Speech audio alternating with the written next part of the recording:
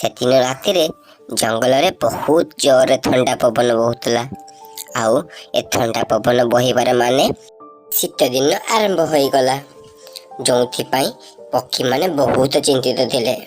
हे भगवान आज राति खाली मते एठी बंचेई दियो काली सकाळ हेले मु ए जंगल छाड़ी कुआडे पळेई जीवी। मरीगली ए माग मु मरीगली रे कि ठंडा कि शीत आज राति खाली मु एठी पहाड़ी जाए काली सकाळ हेले किछि ना किछि करी। राति सारा सब पक्षी माने बहुत चिंतित थिले। चाहू चाहू राति मध्य पाही गला आ सूर्यंक से पखर किरण रे शीत मध्य दूरेई गला। सब पक्षी माने एकाठी होई गोटे योजना करिया पई प्रस्तुत करले। लकावा जानिछु तू काल राति सारा मु जमा सोईनी ए शीत जो होउतला गोटे मिनिट भी मो आखि बंद करी नाही। मु भाबुची आमे माने मिसी गोटे अलगा जंगल को चली जिबा ए जंगल रे शीत हमको बर्दाश्त हो नाही। ले ठीक अछि चलो आमे जाई टुनी पाखरे पहुंचीबा आ ताकू पचारिबा केमितिका ए शीतर सामना आमे करिबा। हाँ ठीक अछि ताहले चलो तमे। एमिति कही से माने दी जण उड़ी चली गले टुनी पाखकू आउ जाई टुनी पाखरे पहुंची सब कथा कहिले। एमिति जदि आउ गोटे राति ठंडा रहिबी मते लागुची मु सतरे मरी जीवी केमिति किछि हो गोटे कर नहले मु आउ बंचिबिनी। आमे पक्षी माने एमिति का ठंडा पाए बन नाही हमकू पहाड़ वाला जंगल को जाई सेठारे रहिबा पई पड़िबो आउ जेमिति का ठंडा कमिले आमे पुणी फेरी आसी आम जंगल रे रहि परिबा। अरे टुनी आमर मिठू तोता कुआडे गला ए भयंकर ठंडा से आउ मरी जाइनी तो मत ताकू बहुत डर लागुची। एहा कहू कहू मिठू तोता मध्य सेठारे पहुंची गला आउ से कहिला कि मु राति सारा काली सोई नाही ए ठंडा पई ए सकाळु सकाळु टिके मते निद लागि जाइतिला सेति पई मु आउ एठाकू आसी पारिली। ठीक अछि सब पक्षी माने आउ देरी न करी आर जंगल को जल्दी जल्दी चलो नहले पुणी रास्ता रे राति हेई गले आमे पुणी हैरान हबु। एहा कही से माने उड़ीबाकू लागिले आउ किछि बाट गला परे से माने गोटे जगह रे विश्राम नबा पई भाबिले। सांग माने एबे आमे किछि समय एठारे बसी विश्राम करिबा आउ हमर खाइबा कथा मध्य एठी देखि दबा। चल चल जे जार जाई खाइबा नहीं गोटे जगह को आस आउ आमे समस्त मिली मिसी करी एठारे खाइबू ना कोन कहूछु सांग माने। हाँ हाँ तमे ठीक कहिलो समस्त खाइबा आनी एठाकू आसीबो आउ आमे माने मिसी समस्त सांगरे खाइबा। तापरे से माने खाइबार संधान रे उड़ी चली गले आउ मिट्टू तोता बहुत जगह खोजिला हेले ताकू कोठ भी खाद्य मिलला नहीं हेले पारा को गोटे जगह रे किछि गहम दाना मिलिला आउ से भाबिला ताकू नहीं सब सांग मानक सहित खाइबो आउ एपटरे कालाकावा को मध्य किछि मक्कार दाना मिलिला आउ से भाबिला मु जदि से मानक खाइबा देबी ताहले मु कोन खाइबी मु एगुड़ा निजे खाई दउची तापरे देखिबा से माने कोन करूछंती। एहा कही से तार खाइबा आरंभ करदेला आउ जेतिके से खाइबा पाइथिला पेट पूरा कर निजे खाइदेला। टुनी मध्य बहुत खोजुथाए खाद्य हेले ताकू मध्य किआडे खाद्य मिलला नहीं। शेषरे सेमाने सेई जगह को पुणी थरे एकजुट हेले आउ कबूतर आनिथिबा खाद्य समस्त मिलीमिशी खाइले। खाइला परे किछि समय रेस्ट नहीं सेमाने पुणी थरे उड़ी चलिले आउ जंगल को जाऊ जाऊ रास्ता रे राति मध्य हेई गला।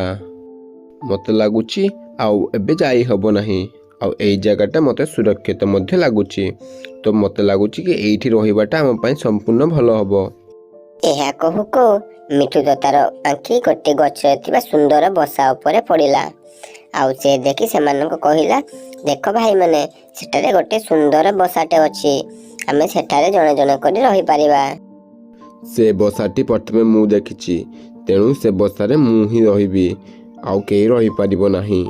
एहा कही कालाकावा सेटाकू चली गला रहिबा पई। ये काल तो सब बड़े एमितिका ये कोनोटा तर नुआ घटना की हो छाड़ा हमें एठी बसी जिबा। टिका कहू कहू राति मध्य पाई गला आउ कालाकावा को जाई एमाने डाकिले।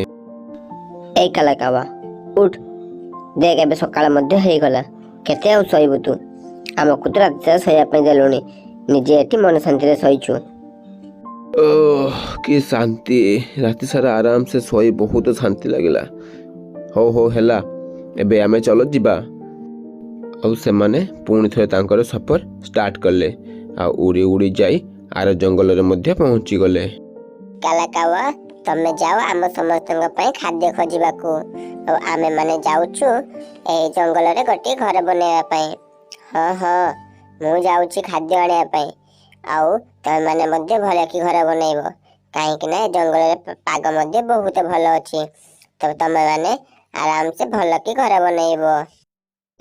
ମିଟୁ ତୋତା ଆଉ କବୁତର ଏମାନେ ମିଶି କାଠ ଆଉ ଭଲ ଭଲ ଜିନିଷ ଆଣି ଘର ବନେଇବା ପାଇଁ ଲାଗିଗଲେ। ସେପଟେ କାଉ ଯାଇଥାଏ ଖାଦ୍ୟ ସଂଗ୍ରହ କରିବା ପାଇଁ। କାଉ ଯେତେବେଳେ ଖାଦ୍ୟ ସଂଗ୍ରହ କରିବା ପାଇଁ ଯାଇଥିଲା, ତାକୁ ଗୋଟେ ଗଛରେ ଥିବା ଗୋଟେ ସୁନ୍ଦର ଘର ଦେଖାଗଲା। ଆଉ ସେ ସେଠାକୁ ଯାଇ କହିଲା, ବାରେ କାଲୁ ବା, ତୁ କ'ଣ ଖୋଜିକି ପାଇଲୁ?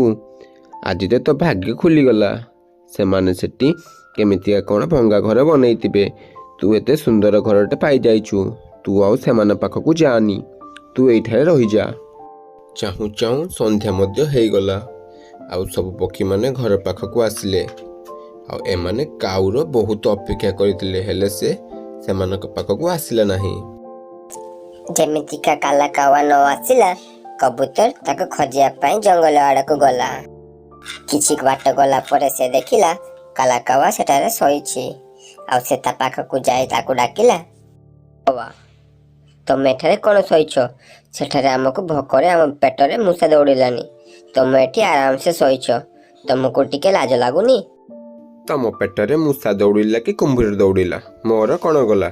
ମୁଁ ତମମାନଙ୍କ ପାଇଁ ଖାଦ୍ୟ ସଂଗ୍ରହ କରିପାରିବିନି। ଆଉ ଦେଖ, ମୋ ପାଇଁ ବନେଇବା ଘର ନୂଆ ମିଳିଗଲା। ଆଉ ମୁଁ ତମ ଘର ପାଖକୁ ଯିବି ନାହିଁ। ଆମେ ତମ ପାଖରୁ ଏହା ଆଶା କରିନଥିଲୁ, ତମେ ଆମକୁ ଧୋକା ଦେଲ।